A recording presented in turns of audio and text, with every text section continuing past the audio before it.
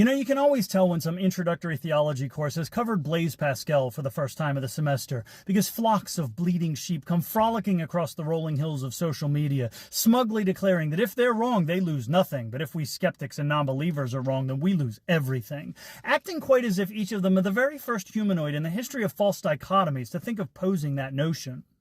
Now, I'd love to say that I hate to break this to you, but I'm trying to lie less, and so I'm going to admit that I actively delight in telling you that Pascal's premise was debunked by his own contemporaries 400 years ago, and they provided far more intricate philosophical deconstructions than I'm willing to give here, because my answer to Blaise's bad bet is today as simple as it's always been. I hope, for your sake and the sake of the soul you imagine you possess, that at least one of us is right. Because if I'm right, then there is no more to be said and done after all is said and done, and you have indeed lost nothing, except perhaps for having spent the one and only lifetime you'll ever get worshipping a figment of your collective imaginations, after which the matter and the energy of your body and consciousness will simply return to the universe whence it came. And if you're right, then the ethereal essence of your existence will disentangle itself from this material plane and transmigrate to some other world to enjoy whatever eternal reward you imagine awaits you there.